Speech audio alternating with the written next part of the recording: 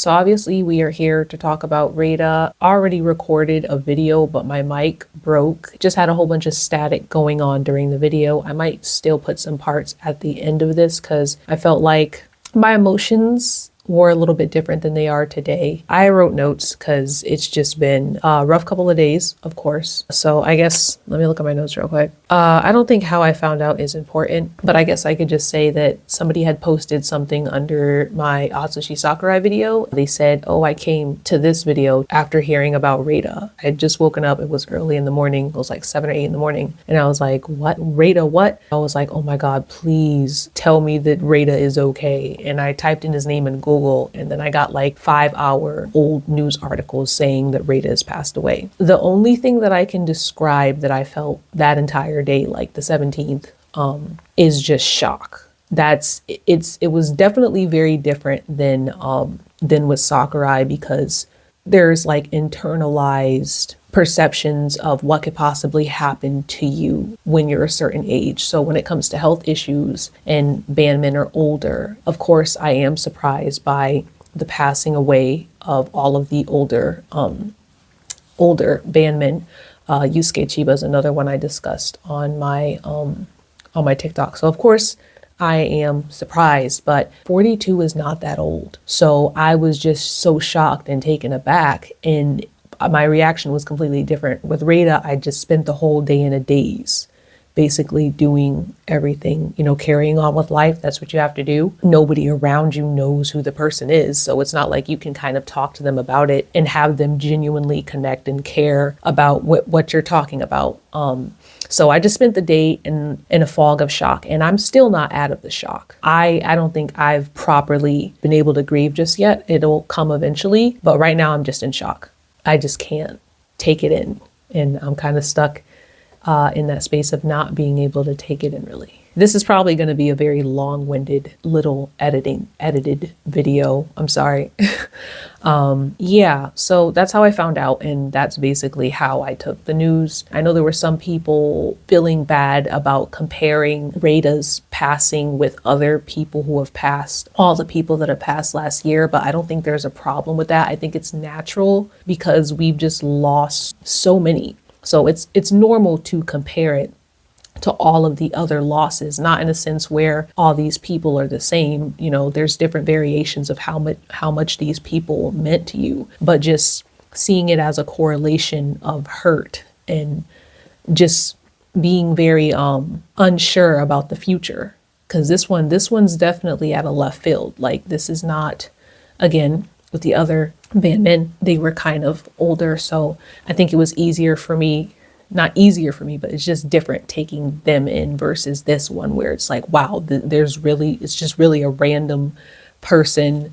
There's no correlation with age. They didn't disclose how he passed, which is, I completely understand, but is also more unnerving. It's like, okay, so you have somebody who was young in a band that's popular, huge visual K band, and you don't even know how he left the world. Like, I feel like that would be extremely reassuring for fans to know, but also at the same time, I understand why they keep that information private. It just makes me sad that I can't know and that other fans can't know. So it's like two feelings existing simultaneously. I understand why, but I also, it makes it very difficult to take in the information, to digest the shock when you don't know how it happened.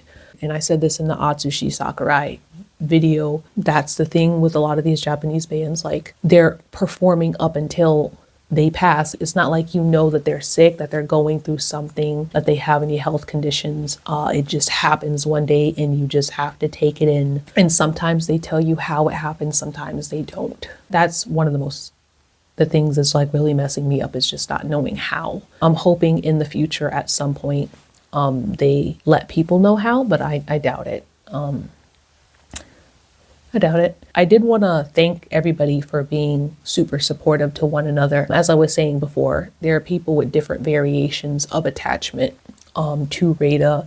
For example, for me, Reita was the first Gazette member that I liked. He was the first member that really caught my attention. I say it in videos all the time. I was a little pick collector in middle school, and I was like, Reita's so cool. I think there are other people who have a bigger appreciation for him, in a sense where musically. They feel more attached. Like, for example, I have a mutual who plays bass, and he was very much heavily inspired by Reita. So he's been taking the news very, very difficult. And I completely sympathize with what he is going through, being somebody who is super inspired by Reita. So we all have different varying levels of connection to Reita, and I've found that a lot of people have been super supportive, even people who aren't really into the Gazette. I do want to thank the community, like the Visual K fans. They can be extremely supportive, but there's also a specific section of Visual K fans that are just absolutely disgusting with the way that they handle Bandman's death. I posted something on my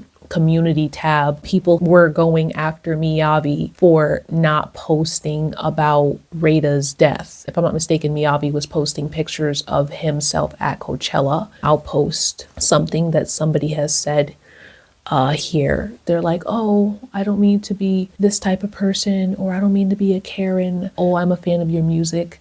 Look, I don't like to label people as like disgusting human beings, terrible human beings, based off of seeing one wrong thing that they do. But I will say, at the very least, this person does not care about Reita or Miyavi in the way that they think they do. Because if you can bring yourself to type something like that to a person that actually knows the person, that has actually been in close proximity to the person that has passed away, you don't even know Reita. And for you to just type this out to somebody who does, I just get so tired, because when it comes to, give me a second, I gotta take a break.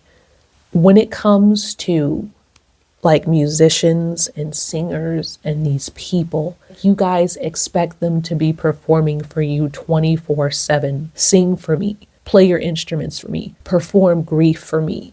You don't give these people a break. These are human beings. Somebody was saying that they think that Miyavi was being sarcastic when he said he didn't know, but I don't think it was sarcasm. Like, I genuinely think he hadn't gotten the news yet. I mean, you're in Coachella, you're in the US, you're connected to, Wi-Fi networks in the US. Like, there's a chance that Miyavi did not get the news, and this might have been his first interaction with the news of Reita's passing. Anybody who was in his comment section posting, oh, why aren't you going to talk about Reita? This, that shows that you do not care about these people. You want them to perform for you 24/7, and you don't have the ability to treat these people like normal human beings. This was almost as bad as when people were on Twitter and Toshia shared that he was grieving over Sakurai's death, because him and Sakurai were close, which a lot of people didn't know that, but he was sharing that information while grieving. And you know what people on Twitter decided to do?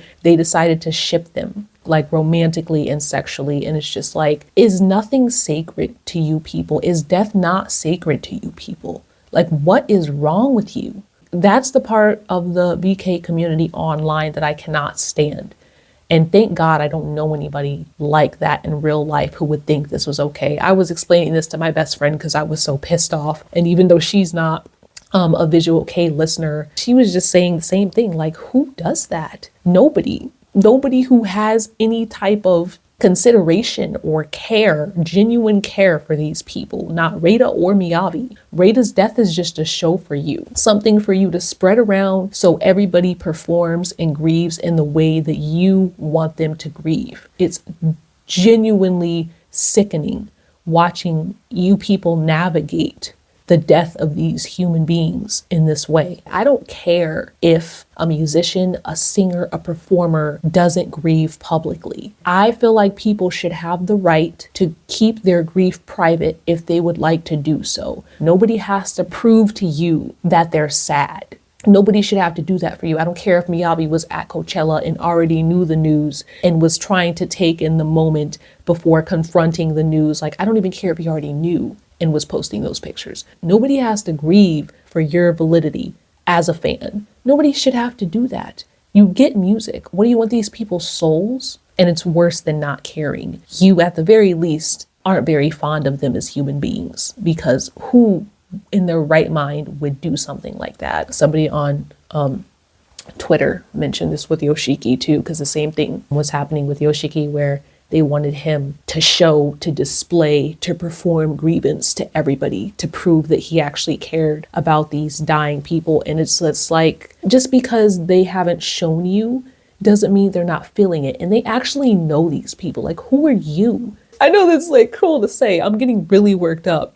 But I'm like, who are you to tell these people that actually know each other how they're supposed to be taking the information, trying to force them to take that information and put it on display for you to watch as a performance? It's just sick. It's so sick.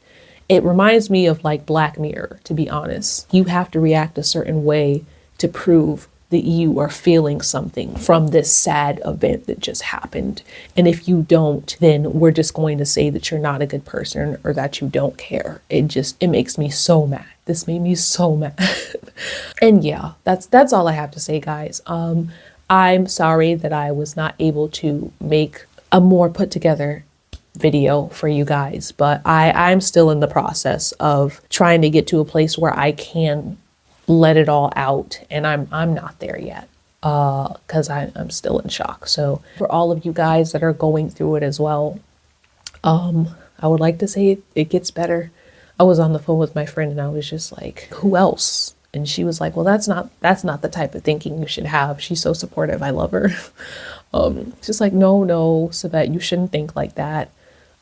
When I tell you, it's just, this one was a lot. It's like, okay, as you get older, health concerns, like stuff comes up, but it's like, this one is just so random. It's like, who else? And it's hard not to think in that way, like, who else? But yeah, I have nothing else that is of substance and to add to this video. And I usually try to make my videos structured, and this is definitely not turning out to be as structured as I would like it to be. Hopefully everybody will be able to grieve in the proper way, and hopefully you guys can start being decent human beings to these people and start treating them like people, because what I've seen when it comes to the topic of death, it's like a freaking meme to you guys. I don't know what is going on, but it needs to stop. It's just awful. And it's not just kids. It's not just kids. Like, people genuinely think they're entitled to these performers in all aspects. Death doesn't even escape what they feel entitled to. And it's frustrating. But yeah, I unfortunately have to, not unfortunately, I have more stuff to record for TikTok, so I gotta get myself in a better mood. So I will see you guys soon.